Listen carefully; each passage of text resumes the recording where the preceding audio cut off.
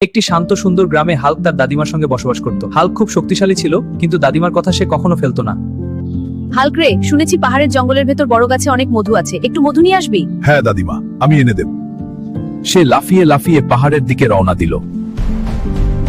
চারদিকে উঁচু গাছ, ঝোপঝাড়, পাখির ডাক, পুরো জঙ্গল যেন রহস্যে ভরা। কিছু দূর এগিয়ে সে দেখতে পেল একটা বিশাল গাছে ঝুলছে বড় একটা মৌচাক, সেখান থেকে টপটপ করে মধু পড়ছে।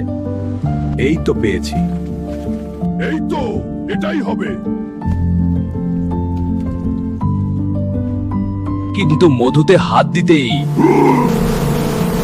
হঠাৎ চারদিক থেকে অসংখ্য মৌমাছি উড়ে এসে তাকে কামড়ে। তোমরা তাড়াতাড়ি লাইক আর সাবস্ক্রাইব করে আমাকে শক্তি দাও, যাতে আমি এই মধু নিয়ে ঘরে যেতে পারি। এক হাতে সে মৌমাছি ঝাড়ছিল আর অন্য হাতে তাড়াতাড়ি মধু তুলছিল। তাড়াতাড়ি একটা পাত্রের মধ্যে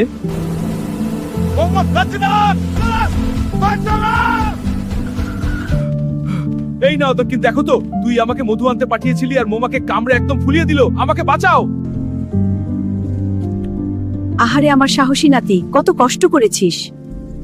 হাল্ক মধু খাওয়ার আনন্দে তার কষ্টের কথা ভুলে গেল। পরের বার কিন্তু আমি জাল নিয়ে যাব, খালি হাতে গেলে আর না। মধু খেতে খেতে সেই দিনের দুঃসাহসিক অভিযানের কথা মনে করে গল্প করতে লাগলো। তোমরা রূপম স্টোরি চ্যানেলটিকে সাবস্ক্রাইব করে রেখেছো তো? এখানে অনেক মজার মজার ভিডিও পাওয়া, সাবস্ক্রাইব করে দাও।